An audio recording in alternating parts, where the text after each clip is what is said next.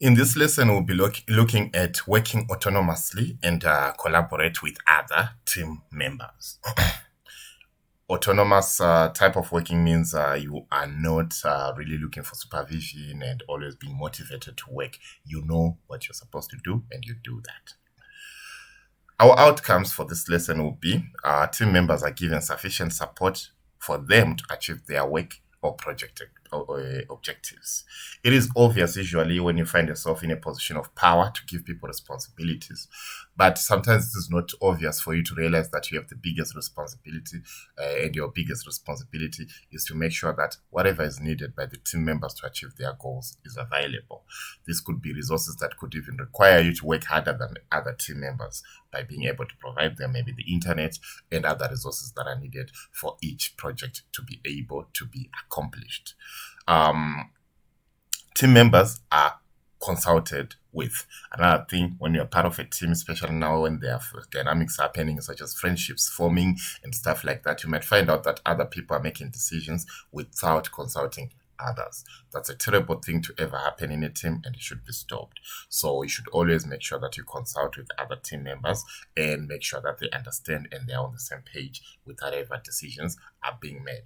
Lack of this consultation would develop into blaming each other, finding each other at fault for everything that happens, which is not a good thing at all. So we should always make sure that we understand that our responsibility, in as much as we might be the smartest team members in that particular team, it doesn't mean that we should overlook the responsibility of others in that particular team. So it is very important for us to recognize and respect that others also have to be consulted as far as any decision making is concerned. In as much as we might be best friends with the team leader or with the boss, it also doesn't mean that we should now be, circumventing others and going to the office alone and discussing certain things, and other people are just surprised, oh, this is what's happening now, or this is what's going to be done now. That's not a good thing at all. Authority levels of all team members are identified and applied. Make sure that, because remember, in every team there are positions. Some people are given certain authority over certain maybe resources. They're given certain authority over certain actions that could be taken by the team. So make sure that you respect that. If you have someone who's in charge of your security, obviously, they might lay down some rules to say our security will depend on such and such a thing. We need to always make sure that we lock the door when we go somewhere. We use name tags. We bring this to identify ourselves. Let us always respect that authority, because that could also prevent a lot of things from going wrong. Because once something goes wrong and someone had already told you what is expected of you from that person in authority, and you do not obey that, even if sometimes it does sound silly, but remember they're part of the team and they're given that responsibility for a reason. So it's part of a team. As being part of a team, should be able to respect their authority. Then the last thing is collaboration reflects the needs of all team members. Remember, the whole reason of coming up with a team is to be able to help each other in whatever you're trying to achieve. So if you cannot collaborate, if you cannot be able to come up with come up with decisions as a team, it therefore means you will not be able to achieve your goals. So make sure that whatever happens, as long as as far as this team is concerned, everyone has got a piece of the cake.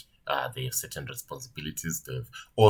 They understand what was achieved and what was the weakness, so that in the long run you can always work against things that did not work, and make sure that you don't end up with the same weaknesses over and over again.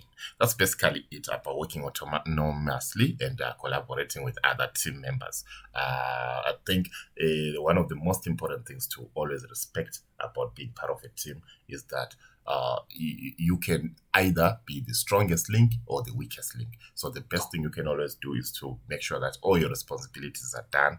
That makes you be a strong link. Now, if you don't do your responsibilities and you're part of that team of people who always comes to team meetings with excuses, guys, I have a baby, I have this, that might be true as far as we're concerned, and we're not saying you should now neglect your family responsibilities.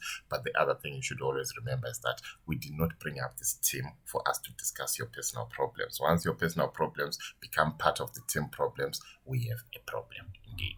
So that's it about work autonomously and collaborating with other team members. Let's meet each other on the next lesson.